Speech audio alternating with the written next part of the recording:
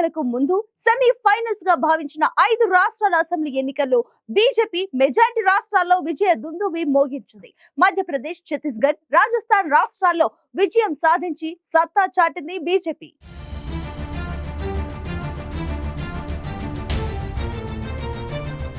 5 రాష్ట్రాల్లో అసెంబ్లీ ఎన్నికలు జరగగా 3 రాష్ట్రాల్లో బీజేపీ విజయం సాధించడంతో ఆ పార్టీలో జోష్ను నింపింది. 3 రాష్ట్రాల్లో బీజేపీ విజయానికి గల కారణాలేంటి?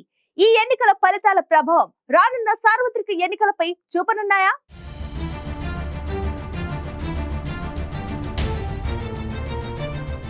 మరికొన్ని నెలల్లో జరగబోయే లోక్సభ ఎన్నికలకు సెమీఫైనల్స్ గా భావించిన 5 రాష్ట్రాల శాసనసభ ఎన్నికల ఫలితాల్లో బీజేపీ విజృంభించింది.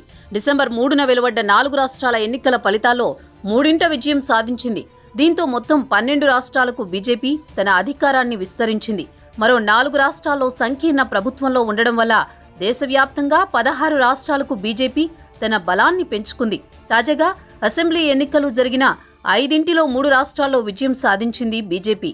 స్పష్టంగా చెప్పాలంటే ఛత్తీస్గఢ్లో పాగా వేసి మధ్యప్రదేశ్ను నిలబెట్టుకుని రాజస్థాన్ను చేజిక్కించుకుని కాంగ్రెస్కు గట్టి షాక్ ఇచ్చింది బీజేపీ. ఆయా రాష్ట్రాల నాయకత్వంలో సమస్యలు ఉన్నా కాషాయ జెండా రెపరెపలను ఆపలేవని నిరూపించింది.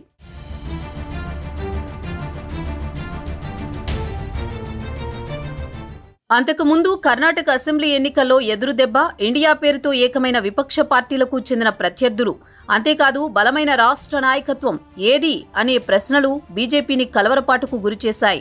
అయితే ఇలాంటి సవాళ్ల మధ్య 5 రాష్ట్రాల అసెంబ్లీ ఎన్నికల్లో అడుగుపెట్టింది బీజేపీ.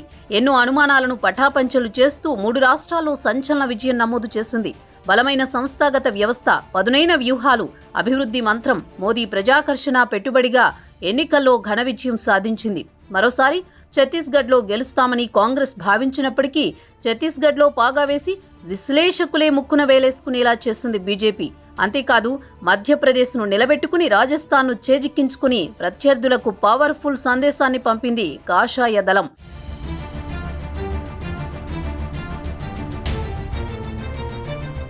గతంలో తగిలిన ఎదురుదెబ్బ ఎంత గట్టిదైనా, ప్రత్యర్థులు పుంజుకున్నారని చెప్పినా, రాష్ట్ర నాయకత్వంలో సమస్యలున్నా ఇవేవీ కాషాయ జెండా రెపరెపలను ఆపలేవని నిరూపించింది.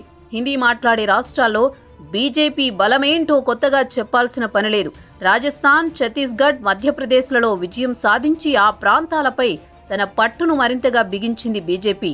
2024 ఎన్నికలకు తనకు ఎవరూ సాటి అని విపక్షాలకు సవాల్ విసిరేలా 3 రాష్ట్రాల్లో విజయాలను నమోదు చేసింది బీజేపీ. ఈ 3 రాష్ట్రాల్లో 65 లోక్సభ స్థానాలు ఉన్నాయి. 2019 ఎన్నికల్లో 61 స్థానాల్లో గెలుపొందింది. లోక్సభలో 12% సీట్లు ఇక్కడి నుంచే ఉన్నాయి. అధికారంలో లేనప్పుడే మెజారిటీ స్థానాలను కైవసం చేసుకున్న బీజేపీ ఈసారి రాష్ట్రాల్లో అధికారంలో ఉండడంతో బీజేపీకి మరింతగా కలిసి రానుంది. ఏ రకంగా చూసుకున్నా రాజస్థాన్, ఛత్తీస్గఢ్, మధ్యప్రదేశ్ రాష్ట్రాల్లో గెలుపు బీజేపీకి ఫుల్ జోష్ ఇచ్చిందనే చెప్పొచ్చు.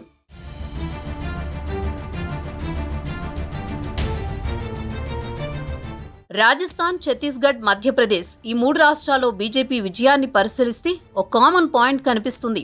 గెలిచిన ఏ రాష్ట్రంలోనూ బీజేపీ ప్రాంతీయ నాయకత్వం ఆశించినంత బలంగా ఏమీ లేదు. మధ్యప్రదేశ్లో శివరాజ్ సింగ్ చౌహాన్ ఉన్నప్పటికీ ఆయన్ను దూరం పెడుతున్నట్టు బీజేపీ అధిష్టానం నుంచే సంకేతాలు వచ్చాయి. రాజస్థాన్లో వసుంధరా రాజేకు చెక్ పెట్టేందుకు ఎంపీ దియా కుమారి సహా కేంద్ర మంత్రులను రంగంలోకి దించింది. ఇక ఛత్తీస్గఢ్లో మాజీ సీఎం రమణ్ సింగ్ను సైతం పక్కనబెట్టింది బీజేపీ. రాష్ట్ర నాయకత్వం బలహీనంగా కనిపించినా ఈ 3 రాష్ట్రాల్లో బీజేపీ విజయానికి ప్రధానమంత్రి నరేంద్ర మోదీ ప్రధాన కారణమని అభిప్రాయాలు వినిపిస్తున్నాయి. మోదీ సైతం ఈ రాష్ట్రాలను ప్రతిష్టాత్మకంగా తీసుకుని ప్రచారం చేశారు. ఇది మోదీ ఇస్తున్న గ్యారంటీ అంటూ ఓటర్లను ప్రసన్నం చేసుకున్నారు. మరోవైపు కేంద్ర ప్రభుత్వ పథకాలు, అభివృద్ధి ఎజెండాను చూసి కాషాయ పార్టీకి ప్రజలు పట్టం కట్టినట్టు తెలుస్తోంది.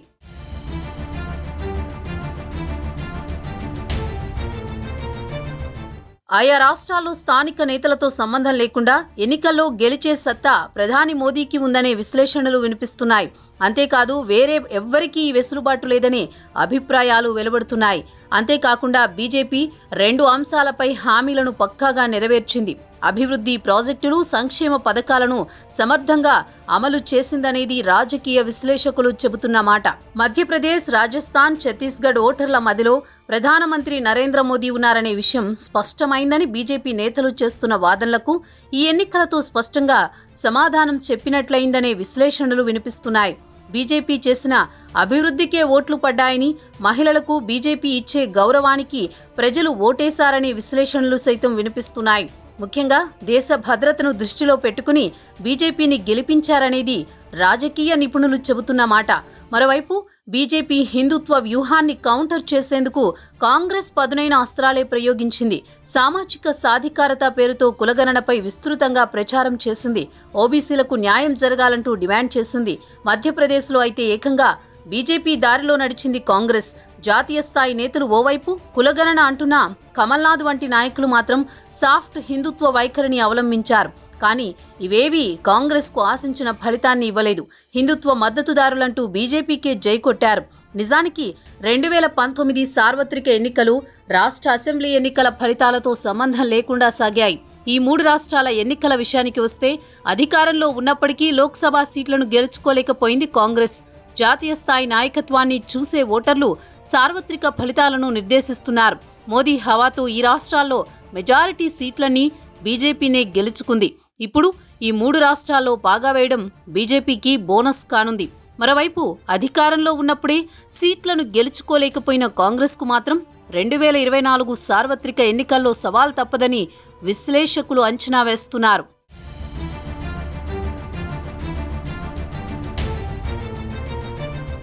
మధ్యప్రదేశ్, రాజస్థాన్, ఛత్తీస్గఢ్ రాష్ట్రాల్లో బీజేపీ విజయ ఢంకా మోగించడంతో మరికొన్ని నెలల్లో జరగనున్న సార్వత్రిక ఎన్నికలపై ఈ ప్రభావం పడే అవకాశం ఉంది. ఇప్పటికే బలంగా ఉన్న రాష్ట్రాల్లో బీజేపీ అధికారంలోకి రావడంతో లోక్సభ ఎన్నికల్లో బీజేపీకి కలిసి రానుందన్న విశ్లేషణలు వినిపిస్తున్నాయి.